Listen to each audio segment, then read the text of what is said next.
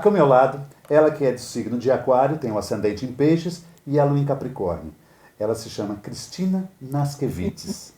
A Cristina, ela sempre foi assessora de altos executivos de grandes empresas. E, de repente, ela parou tudo para vir morar em Itanhaém, aqui no litoral de São Paulo, ou seja, para estudar Cabala. Cristina, muitíssimo obrigado. Imagina, é um pela sua prazer. presença aqui no programa. Eu gostaria de saber que história é essa, até porque você contou para mim que foi um pedido de sua alma morar em Itanhaém. Sim. Eu trabalhava em São Paulo sempre, morei em São Paulo, era uma executiva e tinha um apartamento em Itanhaém. Começou a acontecer que nas vezes em que eu ia embora chorando. E eu sabia que a minha alma me chamava para Itanhaém. E eu precisava estar em Itanhaém. Eu não sabia o porquê. Aí preparei tudo e há 10 anos, agora em agosto, serão 10 anos, estou em Itanhaém para atender a esse chamado da minha alma. E qual era o chamado da minha alma? Poder estar com pessoas e compartilhar os conhecimentos de estudo de Kabbalah. Kabbalah, não se fala Cabala. Aportuguesando sim, mas a palavra em hebraico, ela termina em agar, então é tudo aspirado, Kabbalah. Que a gente fala, desculpa, às vezes eu vou falar Kabbalah, Kabbalah, mas o correto é Kabbalah. E você deixou o teu emprego, Deixei. Um alto cargo, hein? Sim. Mas tudo bem. Então vamos lá, o que é Kabbalah? O significado? Conte um pouco sobre isso.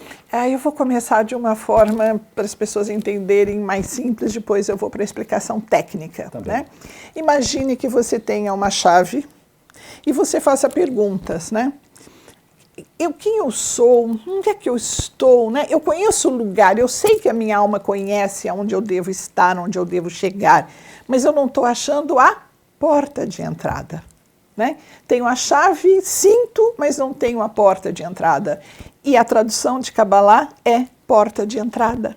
É você receber. Então, é através do estudo da Kabbalah que você começa a entrar em você. Né? A Kabbalah é filosofia, muitas vezes teve conotação com religião, vou explicar, mas é filosofia, é você se conhecer. A Kabbalah foi passada por Deus para Abrão, há 4.000 e tantos anos atrás, tanto que lá não havia religião, esse é o conceito principal, né? Porque de Abraão vieram duas correntes de religião, o islamismo e o judaísmo, depois o cristianismo e as outras, né? E Deus conversa com Abraão e fala assim para ele, lechá, né? Que é mais ou menos o mesmo verbo, a pronúncia até parecida, lechá. É sai e vai.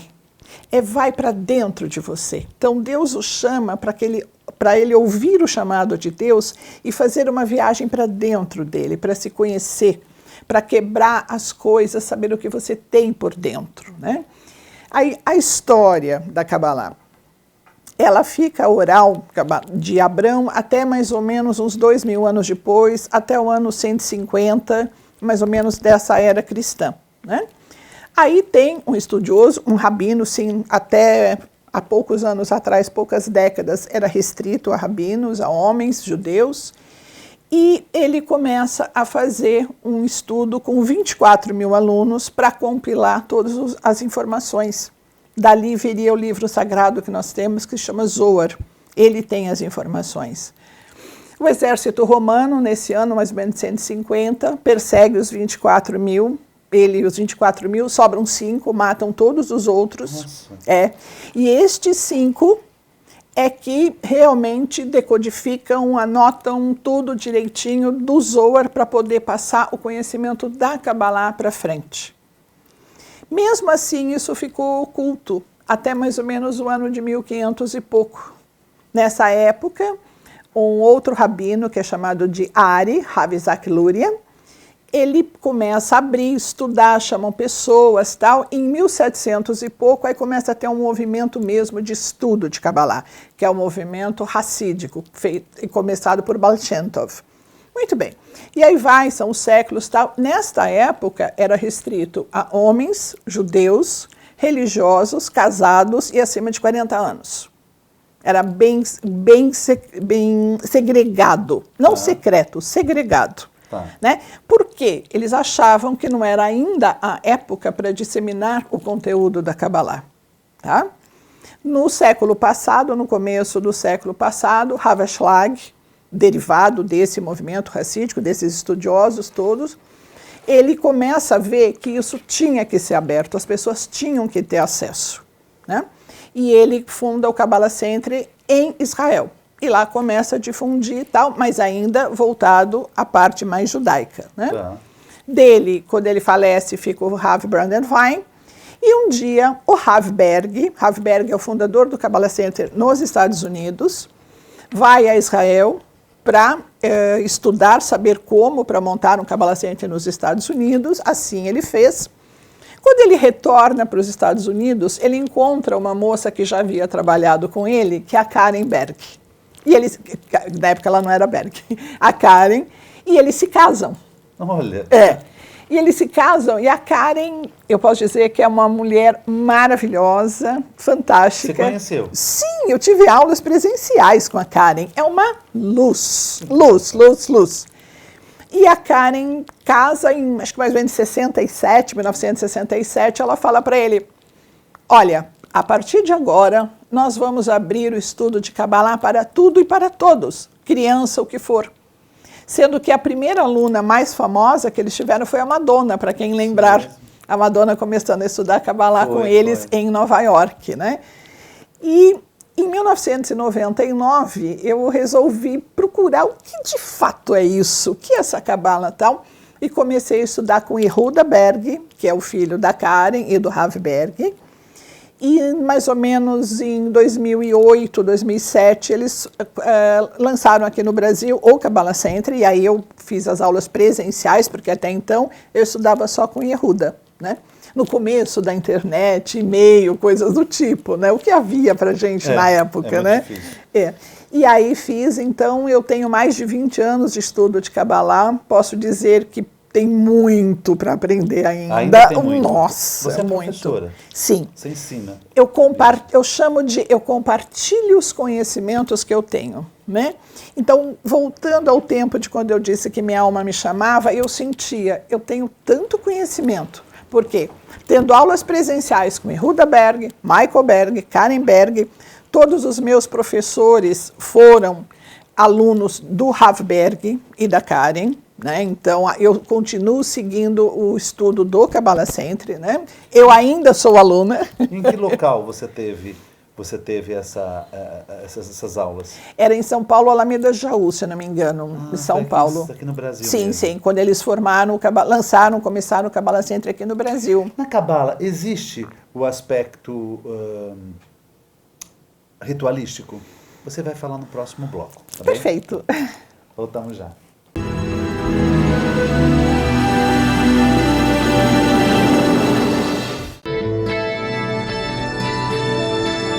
Apoio. Euro, materiais para construção e reforma. Praça dos Andradas, 110, em Santos.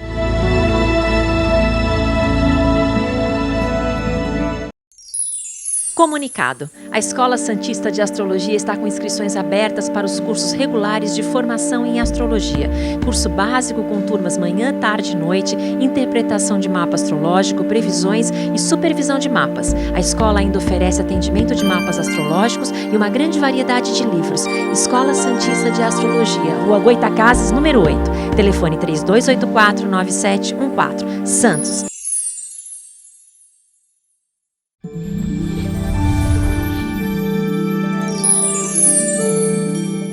A Escola Santista de Astrologia promove novas turmas para o curso básico de Astrologia e Tarô para 2020.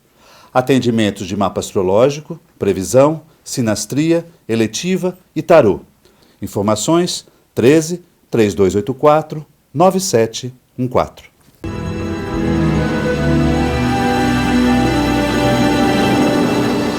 Voltamos ao segundo bloco. Minha entrevistada, Cris da Kabbalah. Não é isso? Isso mesmo. Não, na verdade é Cris Naskevitz, né? Porque às vezes, para lembrar o seu sobrenome, fica muito difícil.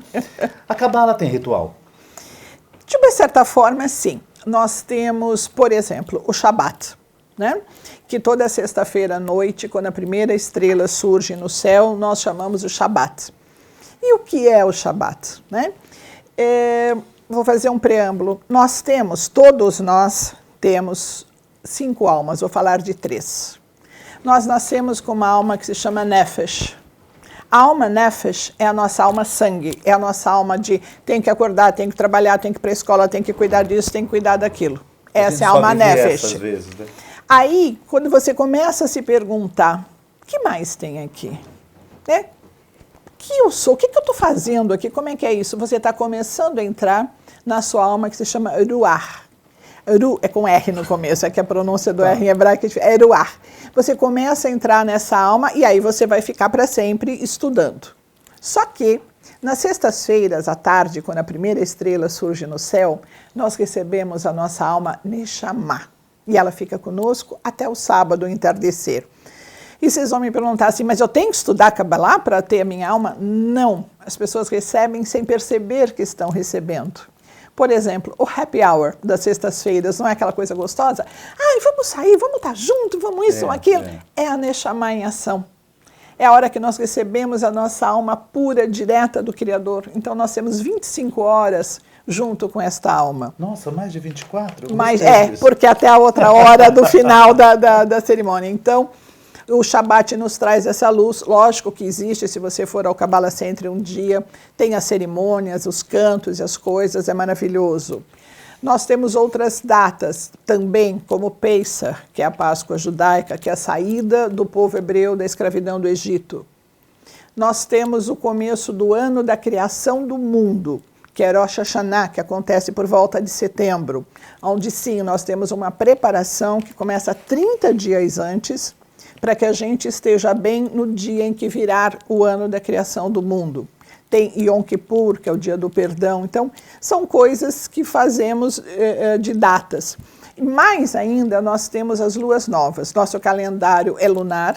Sim. Tá? Da astrologia, o calendário é solar. Solar, o nosso é lunar. Então, é sempre por isso a hora que a primeira estrela começa.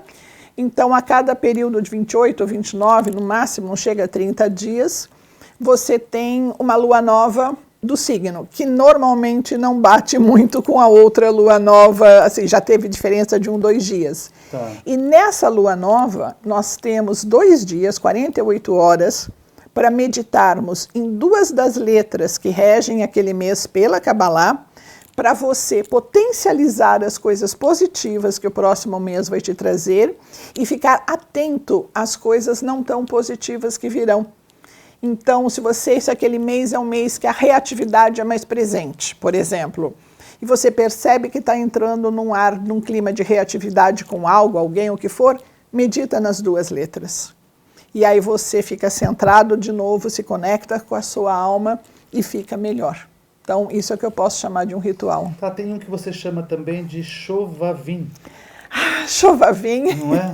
Aconteceu agora. Informações dela, não peguei mais porque ela não me disse, mas... 20 anos, né? Tem 20 anos isso. Shovavim aconteceu no começo agora do ano, acontece sempre no começo do ano. É um período de 6 semanas onde nós temos uma preparação. O que é esta preparação? Que meses? Depende. Vamos dizer, no nosso calendário, janeiro e fevereiro. É começo do ano... depende de como tiver naquele ano o calendário. São 6 semanas difíceis, muito. A primeira, então, na minha opinião, a primeira e a última são as mais difíceis, no meu modo de ver. E o que elas significam? É o momento onde você tem a oportunidade de sair do seu Egito pessoal. Porque saída do Egito, né, se você olhar, o povo hebreu saiu do Egito, mas é você sair da escravidão. Aquilo que te escraviza, do que é que eu sou escravo, o que me aprisiona. Porque muitas vezes nós estamos aprisionados, mas nós não queremos a liberdade. A liberdade nos incomoda, nos atrapalha, a gente não sabe o que fazer com aquilo. Você está livre? Para quê? Né? Então, a primeira semana do Shovavim começa a trazer situações. Nós falamos sempre que temos mensagens e mensageiros, então não tem situações ruins. Através de uma situação, de um mensageiro, de uma coisa que você vive, é algo que a luz está nos mandando para a gente acordar. tá? Então lá você começa o processo e fica durante essas semanas, então tem toda uma preparação que eu passo para as pessoas que estudam Kabbalah comigo, para você estar atento. Então, aparecer um desafio, ótimo, porque pode ser algo que você esteja aqui para corrigir desta vida que você está, mas pode ser de uma outra vida. Você não vai lembrar, né? A gente não lembra do contrato assinado, né? Mas pode ser. Às vezes é felizmente. Felizmente, é. A Kabbalah também fala que temos um contrato, mas não lembramos, tá? Felizmente, porque Felizmente. talvez a gente lembre, pode ficar complicado de sobreviver. Mas você pode entender, aqui eu sinto que eu tenho um desafio. Não estou entendendo de onde ele vem ou que não vai. Tudo bem, Luz, me ajuda a entender, me mostra a clareza ou me ajuda a passar por isso. Então, se aquela situação está vindo, está te relembrando algo, está te incomodando com algo, alguma correção a gente tem ali. Pede-se para o anjo da Kabbalah? Os anjos, tem vários anjos. Os anjos é uma coisa muito importante.